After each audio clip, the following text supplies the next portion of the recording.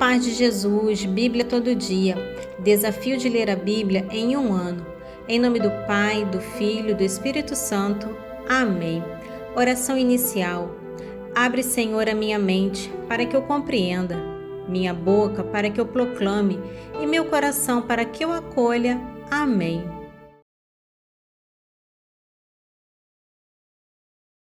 Em resumo, 2 Crônicas capítulo 1 é fundamental, pois estabelece as bases do reinado de Salomão e a teologia do cronista. O sucesso de Salomão é atribuído diretamente à presença e o favor de Deus, não apenas à sua própria capacidade. Sua oferta de 1000 holocaustos em Gabaon demonstra sua piedade e busca por Deus. O pedido de Salomão por sabedoria e discernimento para governar é o ponto central.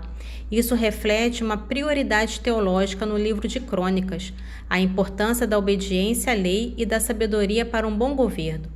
A resposta de Deus, que concede não só sabedoria, mas também riqueza e glória, mostra que quando as prioridades são espiritualmente corretas, Deus abençoa abundantemente em todas as áreas da vida.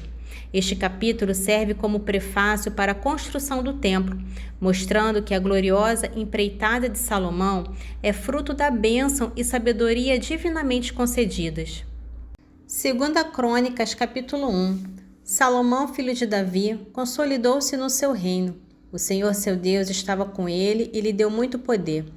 O rei deu ordens a todo Israel, aos chefes de milhares e de centenas, aos juízes e aos príncipes, aos principais chefes de família. E todos com ele dirigiram-se ao lugar alto de Gabaon, pois é lá que se encontrava a tenda de reunião de Deus, que Moisés, servo do Senhor, tinha construído no deserto. Quanto à arca de Deus, Davi a tinha transportado de Cariatarim ao lugar que lhe tinha preparado, pois havia preparado para ela um pavilhão em Jerusalém.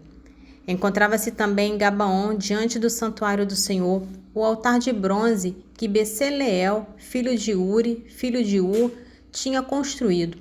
Salomão vinha, pois, consultar o Senhor com a assembleia. Lá, sobre o altar de bronze, na presença do Senhor, perto da tenda de reunião, Salomão ofereceu 1000 holocaustos. Nessa mesma noite, Deus apareceu ao rei e lhe disse: "Pede o que desejas que eu te dou." Salomão respondeu a Deus: "Vós tratastes meu pai Davi com uma grande benevolência e me fizestes rei em seu lugar. Senhor Deus, ratificai, portanto, a promessa que fizestes a Davi, meu pai, já que me fizestes rei de um povo numeroso como o pó da terra. Dignai-vos, portanto, conceder-me a sabedoria e a inteligência, a fim de que eu saiba como me conduzir à frente desse povo. Quem poderia governar esse povo tão grande como é o vosso?" Deus disse a Salomão: "Já que esse é o desejo de teu coração, e não me pedes nem riquezas, nem tesouros, nem glória, nem a vida de teus inimigos, nem uma longa vida, mas me pedes sabedoria e inteligência, a fim de bem governar o povo do qual eu te fiz rei, pois bem, a sabedoria e a inteligência dou-te, mas também riquezas, tesouros e glória, mais do que jamais possuíram os reis, teus predecessores, e que jamais possuirão teus sucessores." Então, descendo do lugar alto de Gabaon, onde estava a tenda de reunião, Salomão retornou a Jerusalém e ali reinou sobre Israel. Salomão ajuntou carros e cavalos. Possuía 1400 carros e 12.000 cavaleiros. Colocou-os nas cidades dos carros, assim como em Jerusalém perto de si. Graças a ele, a prata e o ouro tornaram-se em Jerusalém tão comuns como pedras e os cedros tão numerosos como os sicômoros da planície. Era do Egito que Salomão importava seus cavalos. Uma caravana de fornecedores reais ia buscá-los em tropas por um preço ajustado. Importava do Egito uma parelha completa por 600 ciclos de prata e um cavalo por 150. Assim, da mesma maneira, faziam vir para os reis dos hititas e para os da Síria. Decidiu Salomão edificar um templo ao nome do Senhor e construir para si próprio um palácio. Em resumo, 2 Crônicas capítulo 2 mostra a preparação minuciosa e a escala colossal da construção do templo e do palácio de Salomão. Ele planeja construir um templo magnífico e um palácio, refletindo tanto sua devoção quanto seu poder real. A aliança com Irão de Tiro é crucial, pois Tiro era conhecido por sua perícia em madeira e artesanato, e Irão reconhece a bênção de Deus sobre Salomão. Salomão assegura tanto a experiência de um artesão mestre, Hurão-Abi, quanto uma vasta força de trabalho para as tarefas pesadas, composta principalmente por estrangeiros residentes em Israel. A preocupação com a provisão de alimentos para os trabalhadores de Tiro demonstra a organização e o planejamento financeiro de Salomão. Este capítulo estabelece a logística e a cooperação internacional que tornaram possível o projeto arquitetônico mais importante da história de Israel. 2 Crônicas, capítulo 2. Em seguida mandou dizer a Irã, rei de Tiro: digna-te fazer para mim o que fizestes para meu pai Davi, a quem enviaste cedros para construir uma casa. Quero edificar um templo ao nome do Senhor meu Deus. A ele eu consagrarei e nele farei queimar em sua presença perfumes aromáticos. Eu lhe mandarei apresentar continuamente pães e oferecer os holocaustos da manhã e da tarde, dos sábados, do princípio de cada mês e das festas do Senhor nosso Deus, segundo a lei eterna prescrita a Israel. O templo que vou construir deve ser grande, pois nosso Deus é maior que todos os deuses. Mas quem será capaz de construir-lhe uma casa, uma vez que o céu e o céu dos céus não podem contê-lo? Quem sou eu para fazer isso? Não posso senão mandar queimar incenso diante dele. Digna-te, portanto, enviar-me um homem experiente no trabalho do ouro, da prata, do bronze, do ferro, da púrpura azul e violeta. Um homem que entenda suficientemente de escultura para dirigir os artifícios de Judá e de Jerusalém, que meu pai Davi reuniu junto de mim. Manda-me do Líbano madeira de cedro, cipestre e sândalo, pois eu sei que teus súditos são peritos em cortar as madeiras do Líbano. Meus servos auxiliarão os teus. Manda-me preparar madeira em grande quantidade, porque o templo que vou construir será grande e magnífico. A teus servos que hão de cortar as madeiras, darei por alimento 20.000 coros de trigo, 20.000 coros de cevada, 20.000 batos de vinho e 20.000 batos de azeite. Irã, rei de Tiro, respondeu numa carta que enviou a Salomão: é porque o Senhor ama seu povo, que te constituiu rei sobre ele. Bendito seja o Senhor Deus de Israel, que fez o céu e a terra, que deu ao rei Davi um filho sábio, inteligente e prudente, que vai construir um templo ao Senhor, assim como um palácio real. Envio-te, portanto, um homem hábil e entendido, Hurão-Abi, filho de uma mulher da tribo de Dan e de um pai tírio. Ele sabe trabalhar em ouro, em prata, em bronze, em ferro, em madeira, em púrpura azul e violeta, em linho fino e em carmesim. Ele sabe fazer todas as espécies de esculturas e elabora todo o plano que se lhe confie. Trabalhará ele com teus artifícios e com os de meu senhor Davi, teu pai. Que meu senhor envie, portanto, a seus servos o trigo, a cevada, o azeite e o vinho de que falou. Cortaremos madeiras do Líbano, na medida em que delas precisares, e vamos enviá-la pelo mar, em jangadas, até Jope, donde farás subir até Jerusalém. Salomão fez o recenseamento de todos os estrangeiros que habitavam em Israel, segundo o recenseamento que já tinha feito seu pai Davi. O número deles foi 153.600. Deles designou 70.000 carregadores, 80.000 como cortadores de pedras na montanha e 3.600 inspetores de obras para incentivar toda essa gente. Em resumo, 2 Crônicas 3 marca a realização da visão de Davi e o início da construção do templo, enfatizando: o templo é construído no Monte Moriá, um local com rica história de aparições divinas e sacrifício. As dimensões e o uso abundante de ouro, pedras preciosas e madeiras finas destacam a magnificência do edifício, digno do Deus de Israel. Detalhes como os querubins no Santo dos Santos e as colunas com nomes significativos Jaquim e Boaz carregam um profundo simbolismo teológico, apontando para a presença divina e a força que Deus concede. A atenção aos detalhes de cada parte do templo reflete a reverência pela obra sagrada. Este capítulo é uma descrição da glória do primeiro grande projeto de Salomão, a Casa de Deus, que se tornaria o centro da adoração em Israel. Segunda Crônicas, capítulo 3. Salomão começou a construção do templo do Senhor em Jerusalém, no Monte Moriá, onde Deus tinha aparecido a seu pai Davi, no lugar que este tinha preparado na eira de Ornã. Foi no 2º dia do 2º mês, no 4º ano de seu reinado, que iniciou a obra. Esses são os fundamentos determinados por Salomão para a construção do templo: de comprimento 60 côvados, segundo a antiga medida, de largura 20 côvados. O pórtico, que se achava no frontispício e cujo comprimento correspondia à largura do edifício, tinha 20 côvados e 20 de altura. Era revestido de ouro puro por dentro. A grande sala foi forrada de ciprestes. Ele a garneceu de ouro puro nos lugares em que estavam esculpidas as palmas e as pequenas cadeias. Ornou essa sala com pedras preciosas. O ouro era de Parvaim.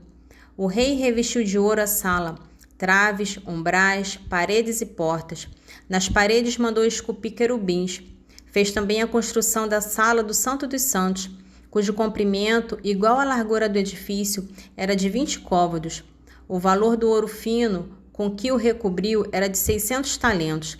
Mesmo os pregos eram de ouro e pesavam 50 siclos. Revestiu igualmente de ouro os aposentos. Para o interior do Santo dos Santos, mandou esculpir 2 querubins e os revestiu de ouro. O comprimento de suas asas era de 20 côvados. Uma asa do primeiro, de 20 côvados de comprimento, tocava a parede da sala, e a outra, de 5 côvados, tocava a asa do 2º querubim. Uma asa do 2º querubim, de 5 côvados de comprimento, tocava a parede da sala, e a outra, de 5 côvados de comprimento, tocava a asa do primeiro. Assim, a envergadura das asas desses querubins era de 20 côvados. Sustentava-se sobre seus pés com o rosto voltado para a sala.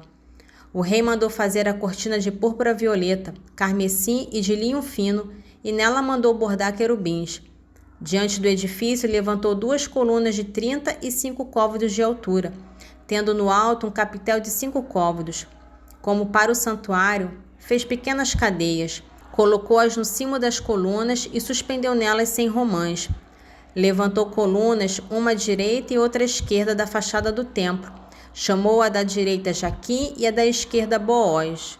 Em resumo, nesse trecho de Atos, capítulo 10, é um relato crucial que demonstra a abertura universal do Evangelho. Pedro, instruído por Deus, entra na casa de um gentil e proclama o Evangelho, superando as tradições judaicas. Sua sinceridade e a expectativa de sua casa validam a necessidade de Deus agir entre os gentios. Ele resume a vida, morte e ressurreição de Jesus, culminando no perdão dos pecados pela fé, uma mensagem universal.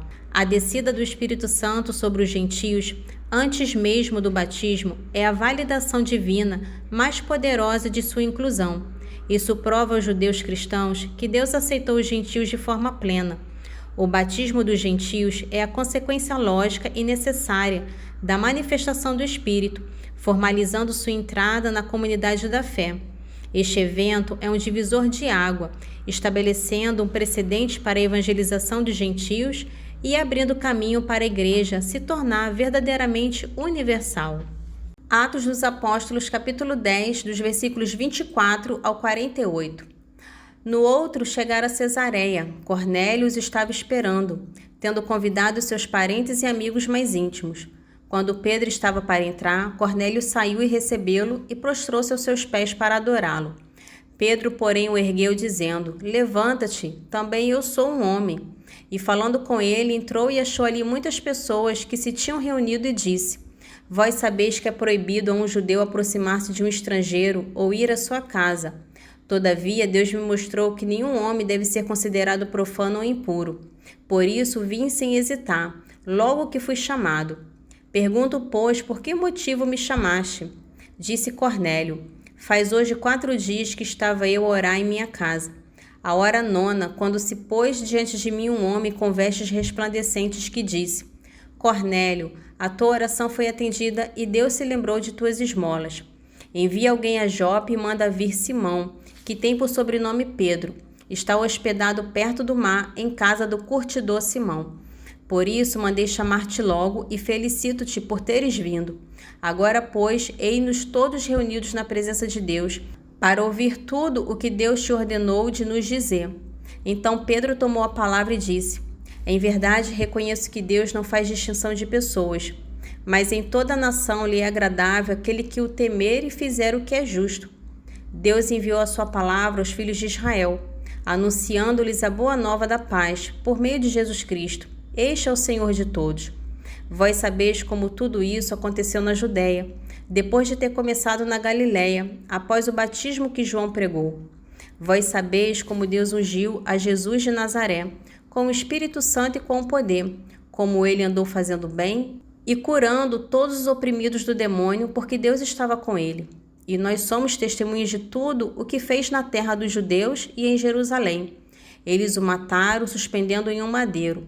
Mas Deus o ressuscitou ao terceiro dia e permitiu que aparecesse, não a todo o povo, mas às testemunhas que Deus havia predestinado, a nós que comemos e bebemos com ele, depois que ressuscitou.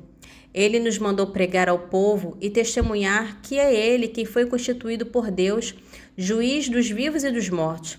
Dele, todos os profetas dão testemunho, anunciando que todos que nele creem recebem o perdão dos pecados por meio de seu nome.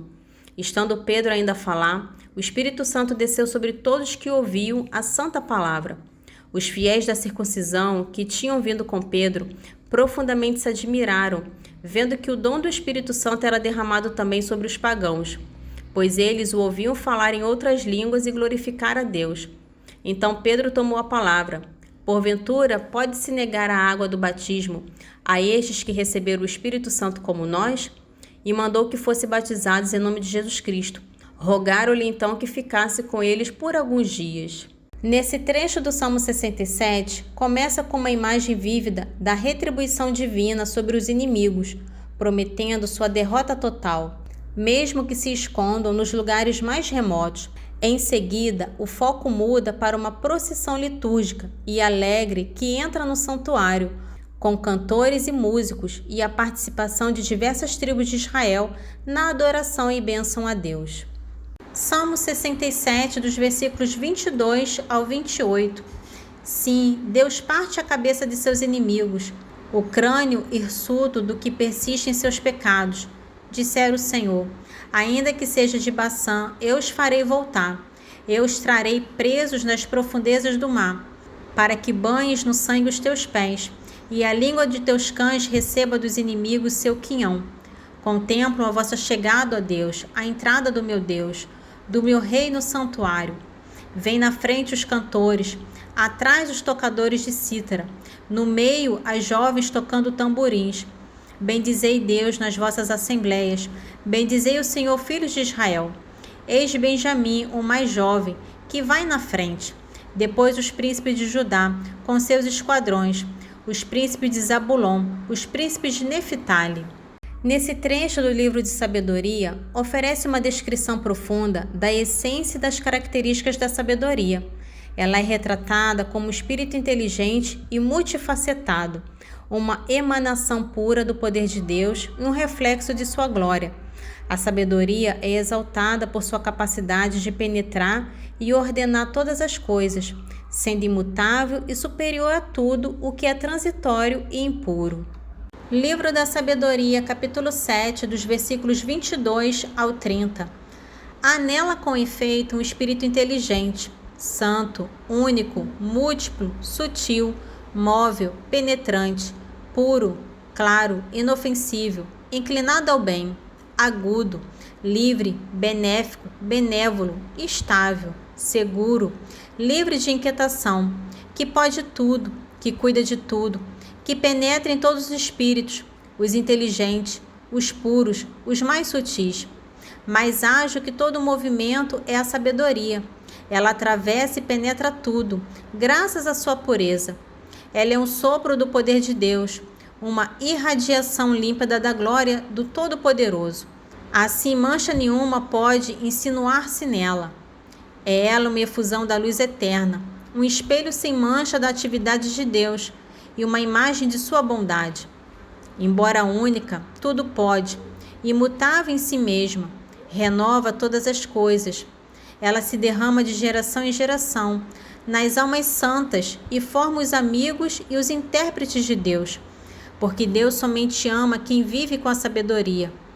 É ela, com efeito, mais bela que o sol e ultrapassa o conjunto dos astros. Comparada à luz, ela se sobreleva, porque a luz sucede à noite, enquanto que contra a sabedoria o mal não prevalece. Oração final. Senhor, te louvo e agradeço, porque deixastes tua palavra viva no meio de nós. Que as tuas palavras fiquem guardadas em meu coração e que eu seja testemunha viva do vosso Evangelho. Amém. Em nome do Pai, do Filho e do Espírito Santo. Amém.